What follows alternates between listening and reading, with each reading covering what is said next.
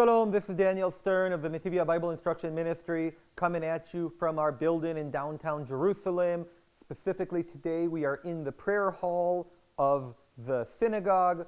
The synagogue is unique in that it is a Messianic Jewish synagogue that emulates what the disciples of Yeshua in the first century would have done in the sense of their service type. That hopefully also our behavior matches theirs. We'd like to be as much like them as possible in our relationship with each other and those around us. If you're ever in Jerusalem, you're very welcome to come visit. We have our weekly services on Saturday morning at 10 in the morning, followed by fellowship time and a meal. The services are in Hebrew, but you can follow along in the prayer book in English. And of course, during the Bible readings, you can follow along in whatever Bible you carry with you, in paper or on a device. And the teachings have translation to English. So you're welcome to join us, but not as a group. We don't take groups. Well, we love to have groups, but not during the Saturday morning service. That is more for individuals and the local congregation. If you are a group, schedule with us and you can come, and we'd love to talk with you and explain all about us. And I mention all of that just because we're here in the fellowship hall. But today, what I'd like to talk with you about is something that I guess I touch on from time to time, but isn't my area of expertise and isn't the focus of most of what I say. But it is the United States and a little bit on China, and with a focus on Saudi Arabia and Iran. And in theory, Turkey could enter this conversation as well, but I'm a little less familiar with the situation with Turkey, so I'm not going to talk about it much, but I might touch on it a tidbit. All right, so for the last 20 or so years, the United States of America is focusing on how to deal with its rivals in the world. And there are bigger rivals and smaller rivals. North Korea is a small rival. Iran is a small to medium rival. Russia is a medium to large rival. China is its main rival. It has a population about 8 times the size of the United States. It has a very large GDP, even though, of course, smaller than the US. And so on and so forth. It's industrial. It's building up its army and so on. Currently, the US is the world's premier superpower, but China is coming up behind it. And from 2008 and until 2024, 16 years, and the United States is having 2 approaches on how to deal with China in regards to the Middle East and specifically Iran. Because both the Democrats and the Republicans view China as, I don't want to say the word threat because it might not be political, but as a rival, and that they have to deal with them. And in order to focus their resources on dealing with China, they need to be not tied up in the Middle East. And here's where it gets interesting. The Democrat parties, whether it was Obama or Joe Biden, their approach is through diplomacy and through placating and through a lack of response to try to ease tensions in order to free up resources to focus on China. And we can see that through the nuclear deal that Obama reached, that Joe Biden wanted to reconnect with after, during Donald Trump's first term, he canceled that deal. You can see that both Obama and Joe Biden support diplomatic easing of tensions with Iran. On the other hand, Donald Trump in his first term, and likely his second, but we'll have to wait and see, and I say likely his second based on campaign promises, based on nominations for positions, and based on what the people nominated for positions have said in the past, it's likely that they will continue the Republican direction, which is different than the Democrat one, in that instead of placation and diplomacy, which is a valid option, their preference is to choke them financially and strengthen local allies in the area so that the local allies can hedge them in and manage them, similar to what Saddam Hussein did before he was knocked out of the picture. So obviously Iraq is not relevant in that position, but for example, Israel, Saudi Arabia, and others are relevant to be strengthened in order to be able to handle a weakened Iran, weakened by being choked financially. So these are two very different directions. One is to placate and use diplomacy in order to ease lower tensions so that the United States can focus on China.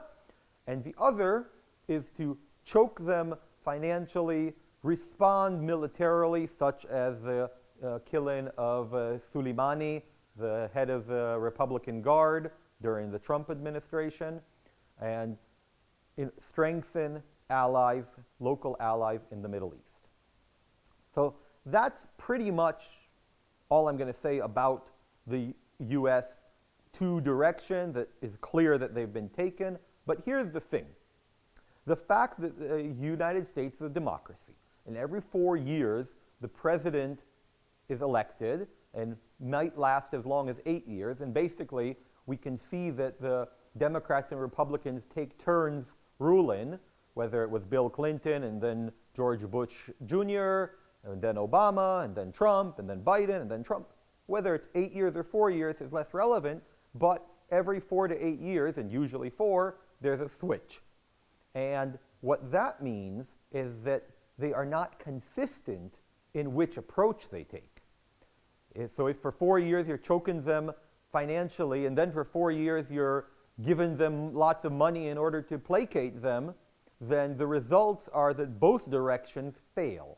And that is what the local allies of the United States here in the Middle East are seeing. They're seeing inconsistency. Regardless of which choice would be chosen, it's inconsistent. And consequently, those allies are looking at different directions, what can they do, because they cannot rely on the United States anymore. For example, Saudi Arabia is right now using a three-pronged approach: short term, middle term, and long term. So, in the short term, they're trying to ease tensions with Iran themselves. Recently, China mediated between Saudi Arabia and Iran. They opened the embassies in Riyadh and Tehran again. They have a goal to reach $1 million in trade this year, $2 million next year. The Saudis are trying to ease tensions with Iran through diplomacy. That's in the short term. In the midterm, the Saudis are trying very hard to strengthen their alliance with the United States, whether it's through military agreements that if one is attacked, the other has to respond, and so on and so forth. And they're trying to strengthen their alliance with the United States. And in the long term, the Saudis are working very, very hard to strengthen not only their military, which they've been doing for a while, but specifically the local ability to strengthen their military. Their local factories and projects, in order that in the long term they'll be able to provide their own strength and will not need to rely on the United States or placate and use diplomacy with Iran. So this is a short-term, mid-term, and long-term approach that the Saudis, Mohammed bin Salman, is doing, and which is why in the recent conference in Saudi Arabia between all the Arab leaders, he was quite sharp in his remarks towards Israel and the wars that are going on, which we in Israel are not used to, because we view MBS as being pro-Israel and anti-Iran. But in this recent conference, the Houthis were not mentioned, the Hezbollah were not mentioned, Hamas was barely mentioned, the war in Israel was called a genocide, and these are things that we don't expect to hear from the moderate, pro-Israel, anti-Iran Saudis. But nevertheless, it's part of his short-term placate the Iranians goal. And this all has come to pass because the United States has become an unreliable ally. Because they switched directions between Democrat and Republican, the Saudis can't rely on the US to have their back. Iran, of course, when they see the inconsistency with the US, they have the same goal that they've had for quite a while, which is nuclear weapons.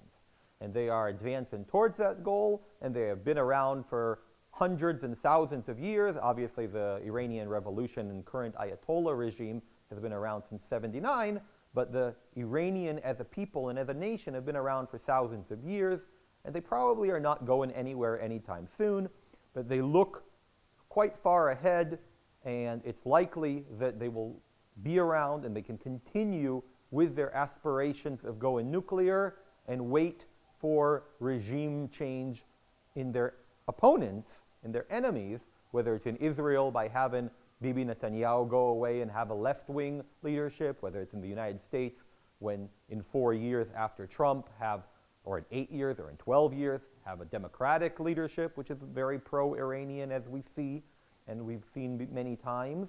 But they can wait it out. So unless Israel and the United States, Donald Trump, do something decisive to end the nuclear threat or end the Iranian regime of the Ayatollahs, the Iranians can just wait it out. But their goals and their aspirations are consistent. And again, that's the difference between the United States and Iran. The United States, it's clearly inconsistent. Even if both, as I mentioned earlier, both directions are legitimate, the fact that they're inconsistent makes them, none of them work. I mentioned that Turkey is relevant, and the reason Turkey, Iran, and Saudi Arabia are the three that come to mind is because they are the three that are currently vying for leadership of the Middle East. In the past, Egypt was part of it too. At this point, Egypt has been pushed aside, and Iran, Saudi Arabia, and Turkey are all vying for leadership. But not only that, I mentioned this in a different video, but they all are vying for being the key energy connector between East and West, whether it's gas pipes or telecommunication connections, but all three of them are trying to turn themselves into the integral bridge in the Middle East between Europe and Asia, which would of course give them much power, much influence, and much finances. So we're not going to talk too much about that now, but those are the three countries that are vying for leadership and pushing ahead with their aspirations. And I, as an Israeli, will quote Golda Meir and say, good luck to all of them, which basically means let them fight each other and fall down together. But in any case, that's pretty much what I wanted to talk about today. And I would like to ask, as always, for blessings and prayers for our soldiers who are fighting in Gaza and in Lebanon. Yesterday we had 4 soldiers killed in Gaza. I'd like to ask for prayer for the hostages. Today the Islamic Jihad released proof of life for a hostage named Sasha, who they released proof of life that he's still around, still with them. We don't know exactly when the video was taken, but it's clearly within the last months because it talks about Lebanon and Iran, which only became serious, relevant battlegrounds in the last months. It talks about the hostages being in captivity for over a year, so it's relatively new. So please pray for the hostages, pray for their families, pray for the families of the fallen, the families of the wounded. Today is Wednesday, and we have our Hamotzi food distribution going on. Pray for the poor and needy of Jerusalem. The situation here, as you can imagine, during war times and with all those expenses and with all the soldiers not being in their civilian lives, the financial situation, the costs of living, all of it's getting worse here. Please pray for all of that. And if you feel called to do something, then share this video with your friends. Contact your political leaders and encourage them to support Israel. And God bless you all.